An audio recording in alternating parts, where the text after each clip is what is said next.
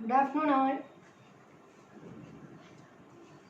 So, today we are going to deal with the next chapter in democratic politics, that is federalism. 8th standard, I think the first chapter, Constitution, our Constitution. In that you are learning about the features of Indian Constitution. Suppose it is a direct class, obviously I would ask you what are the features of Indian Constitution. And in that, so please tell the answer in your mind. The features of the Indian Constitution are secularism, fundamental rights, separation of powers, independent judiciary. All these are a parliamentary form of government. So just recall it in your mind. So in that, one of which you would have recalled is federalism. That is federal form of government.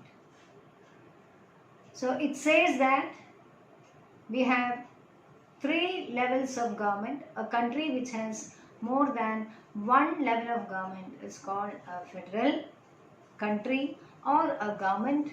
Such a type of government is called as federal government. So here we define federalism as a system of government in which power is divided between central and various other constituents of the country.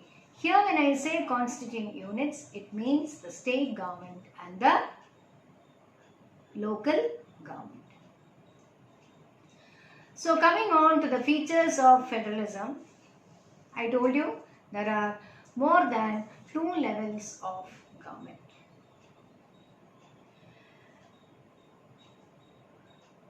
Different tiers of government, tiers, T-I-E-R-S, levels of government govern the same citizen, but each level of government has its own power, that is independent power, and independent power. They are independent of each other. Now central government is governing the citizens of Tamil Nadu, the citizens of Kerala, the citizens of all the 29 states and the union territories. At the same time, Tamil Nadu governs the citizens, same Indian citizens who belong to Tamil Nadu. If you take Uttar Pradesh, they also govern the Indian citizens, but the Indian citizens who belong to or reside in Uttar Pradesh. So this is how we say that different types of government rule or govern the same citizens, but they are independent of each other. Again, the fundamental provisions of the Constitution cannot be changed. It cannot be changed either by the central government or by the state government or by the local government. Whatever provisions are enshrined in the Indian Constitution, it will remain as such. No government has the right to change it. Now, again you have learnt separation of powers. The powers are separated or well defined among the 3 organs of the government: the legislature, the executive and the judiciary. Legislature makes laws, executive implements the laws, and judiciary prevents any sort of conflict between 2 states, between a central government and a state government. And of course, another prime duty is to protect the fundamental rights and interpret the laws of the Constitution. So that is how we say each one has its own jurisdiction. Now, you should know what are the sources of revenue, finance for these 3 level of governments. Of course, the main thing is taxes we pay, but all the 3, that is state government has its own financial autonomy. The taxes being collected by the state will go to the state. all the others, GST, commercial tax, every state has its own revenue.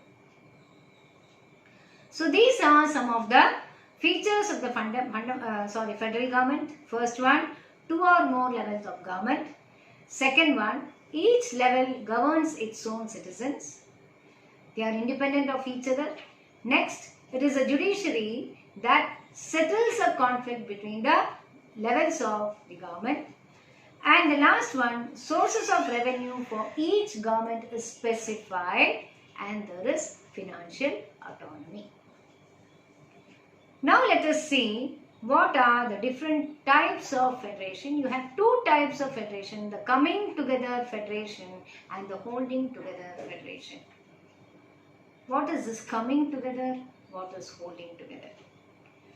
Coming together, the independent states come together to form a bigger unit. So all the states, independent states, come together to form an independent unit. Best example is USA. So they are all independent states. The 13 states, earlier they were the colonies. They are independent, but they come together to form an independent unit. Then comes holding together. A large country divides its powers between the constituent states and the national government. So a very large country, India is the best example of holding together. A very large country, the central government has the powers. These powers are distributed among the state government. So there is a division of power between the state, national government and the state government.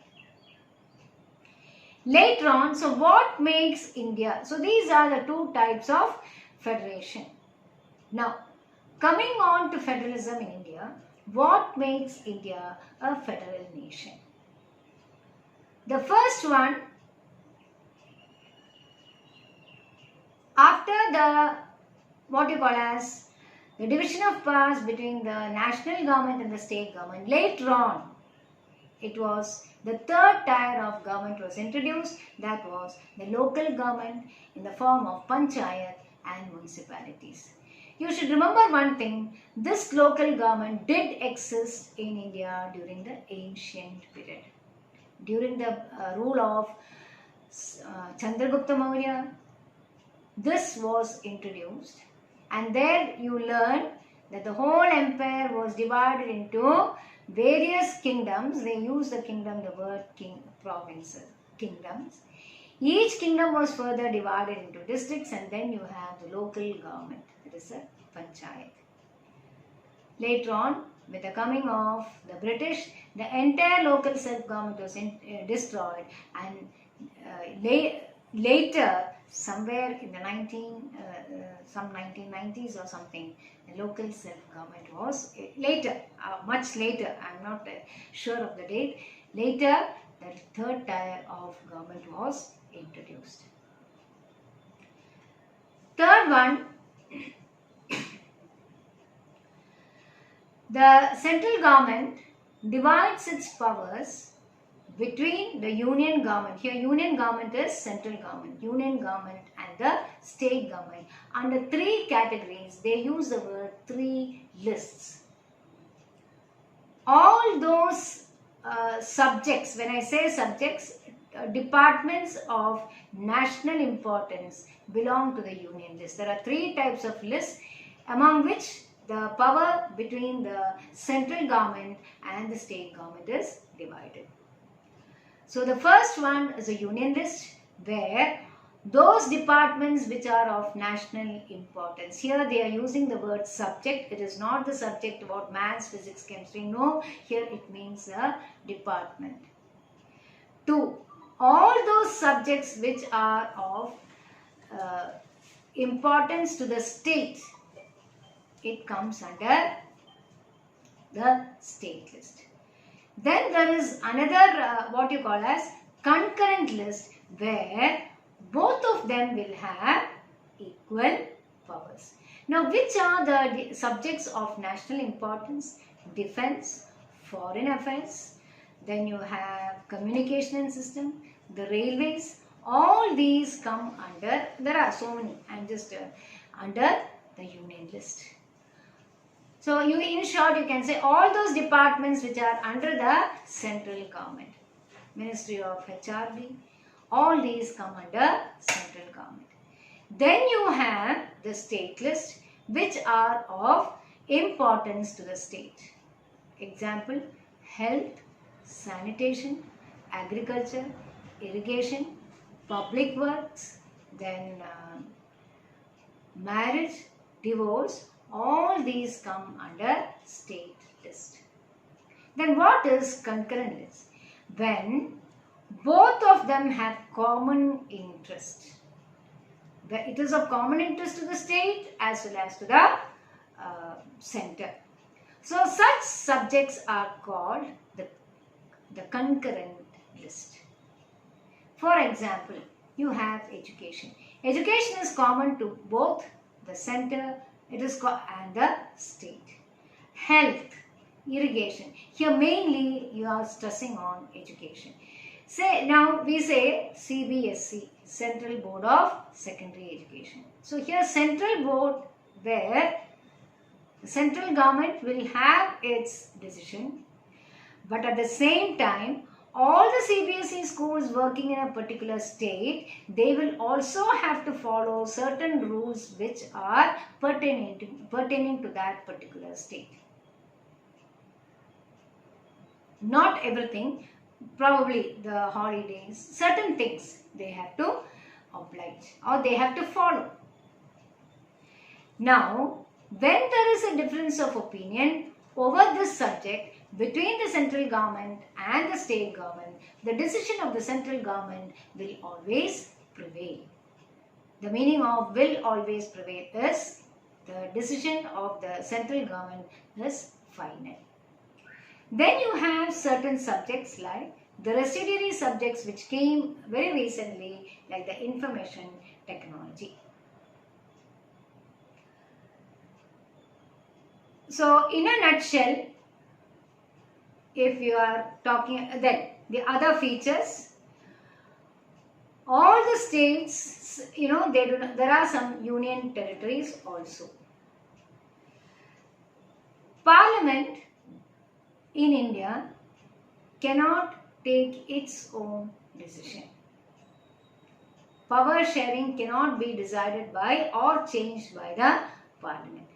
These changes have to be approved. If you are bringing in any changes, it has to be approved by both the houses of the Parliament, the Rajya Sabha and the Lok Sabha, with at least 2/3 majority. Let me make it clear. Suppose a Parliament wants to bring about certain changes in the law. If they want to bring certain changes, it has to be the majority of both the Rajya Sabha and the Lok Sabha. It is not a simple majority, 2/3 majority of the members of the Lok Sabha and 2/3 members of majority in the Rajya Sabha. Only then changes in the laws passed by the Parliament can be made.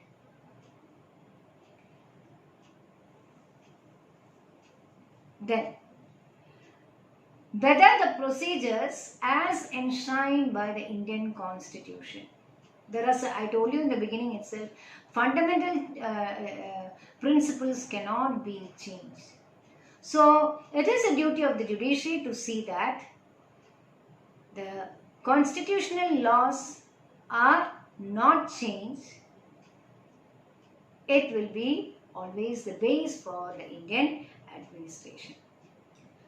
Now, how is federalism practiced in India? We have 29 states and 7 union territories. All the states do not have equal powers. Linguistic states. How is federalism practiced? We have different states after 1947, even now, very recently, the political boundary of India has been redrawn. when Andhra Pradesh was divided into two. And here the states are divided based on the language and the culture. Regarding the language policy, our constitution has not made any before that. If I ask you, I don't know, I think in 8th also when I was taking our constitution or some other chapter with regard, which is our national language. Immediately, all of you in your mind, if I ask you to say the answer, you will say Hindi. Hindi is not the national language of India. It is the first official language of India. Last, I think 8th standard, not think, I know surely the last chapter, India after independence, the making of that chapter, you are learning why Hindi was made the first official language. That is, it is because when they wanted to make Hindi as a national language, there were many states like Andhra Pradesh, Tamil Nadu, which opposed that if Hindi was made as a national language, they would separate themselves from the Indian Union. So it was decided. That's why you say, which is your first language? First official language is English. Your second language is Hindi. So that is official language. The first official language is leaving English. Among all, it has been Hindi is the first official language of India. It is only an official language, not even first. It is identified as official languages. The state also has their official language, their own mother tongue. If it is Tamil Nadu, Tamil and English. If it is Uttar Pradesh, it is Hindi and English. Now, why is it that English is also one of the official languages? Although we have got ourselves independent and there is no foreign domination of British now, the reason is India being a very big country with 29 states, each state speaking its own language, they have their own dialects. It is difficult for the people to learn all 29 languages. So, it has been decided that English would be the official language and all the other regional languages would be the official language for that particular state. But Hindi would be the official language, that is when you say, which is the first official language. That is why when central government department, they recruit, Hindi is introduced as a paper for your recruitment exam.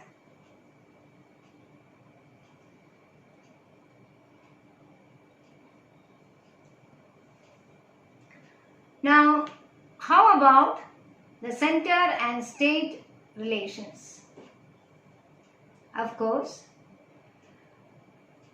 earlier,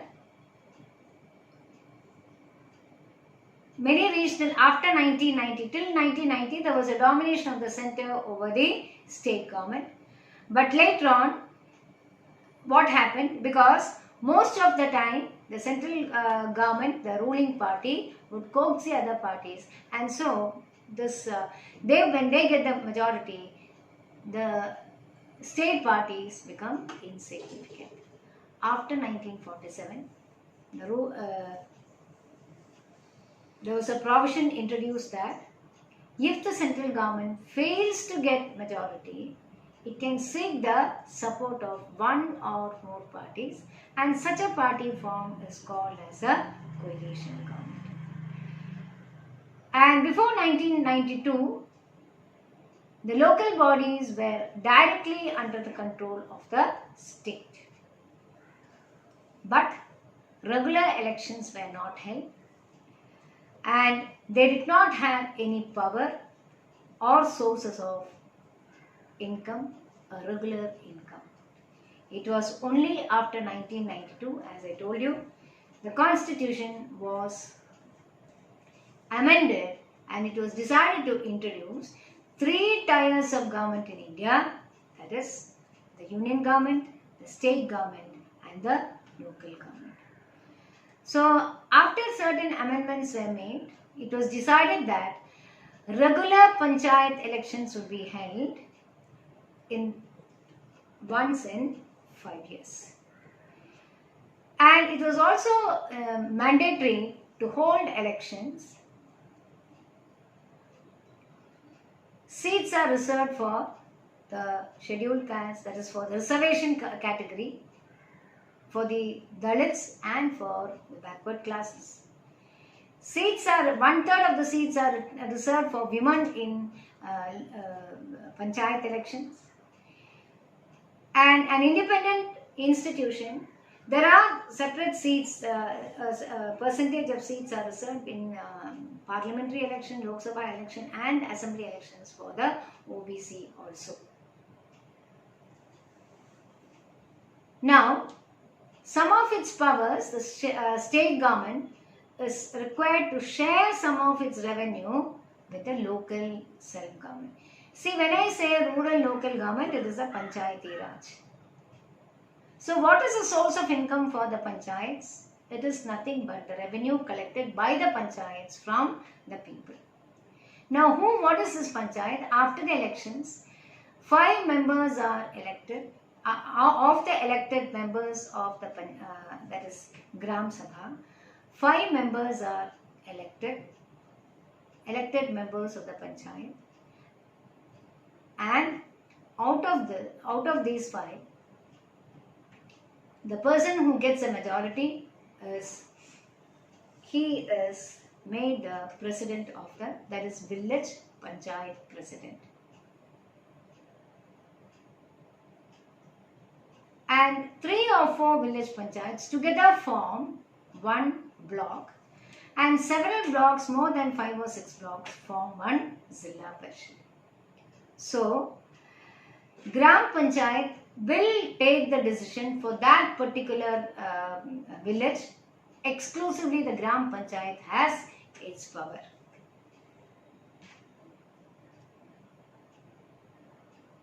So what is Panchayat Samiti?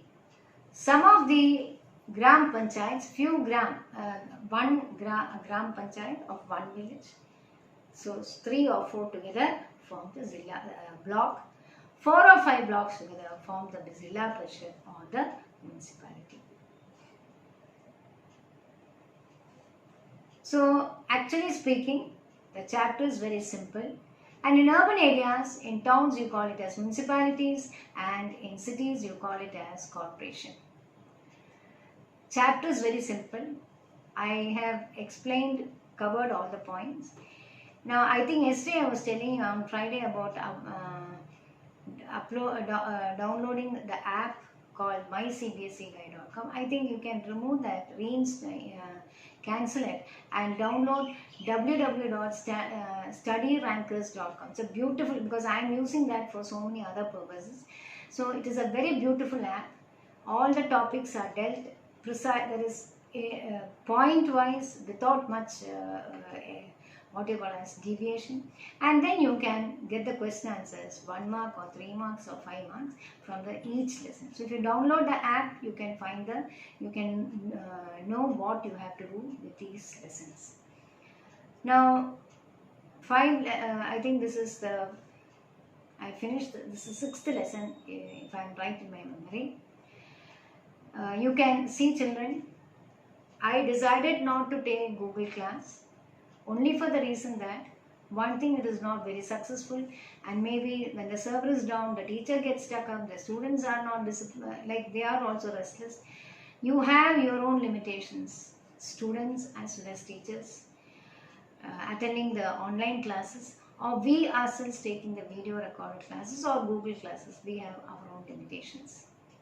So it was me who decided that I will take video record classes because whenever you want, you can listen to it. It is not necessary that as soon as I post it that day evening, you should sit and close your eyes and read, and then nothing might enter your brains. So it is good that this whole, each lesson what I am taking, I am covering all the points. Just read, 15 minutes, 15 minutes, or say half an hour, if you read in a week, 4 half an hours, you are thorough with the lesson. So, marking the question answers, there are some constraints, because it is like I lose my concentration when I look into the book and make you mark the question answers. So now you, after downloading this app, you just tell me and I will tell you what you have to do. Okay, so we still don't know, we cannot come to a conclusion regarding the lockdown. Let us wait and see. Whatever it is, during the month of May also, I might be posting 3 or 4 lessons for the whole month, and I think I will stop. So today I am, next week onwards, you will have only 3 classes a week. I'll put it in the YouTube and send a message that it is uploaded. So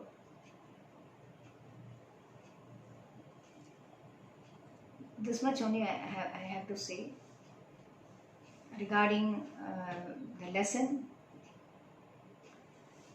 So once again, I am telling you, go through the, I am just reminding you to go through the, download the app and do the necessary things. As and when I get some link from some of my friends, I will send it to you so that it might give you added information. For you also, you have your own limitations. Your parents might be having only, you might be using your father's or mother's mobile, they might be getting calls. So it is difficult. That is what I came to know from the 10th B students. So with all our constraints, let us take a decision in unison that with the available resources, you will make the best use of it and study well. I think I have next I'll be taking class on either Monday, Wednesday, Friday. In only thrice a week, we have covered a very good what you call as quantum of portions. And those question answers, my cbseguide.com, they have given you in MCQ in so many different forms. You can go through it once you download the app. It will be useful for you. It is free download, so I don't think you will need to worry much. And then if you want, you can send it to your mail and use it accordingly. That is left up to you. Assignments I will be announcing maybe through voice record. 1 or 2 you have to complete. So with that, so I think I'm not culminating in a week, might be 3 classes. Only for 10th, not for 9th. So I think the lesson is clear to you. Just download the app, that is www.studyrankers.com. You go through this lesson after I have finished it. Just go through, you will know how much of input you have. So bye till we see you on Monday, and stay safe, stay home, stay safe.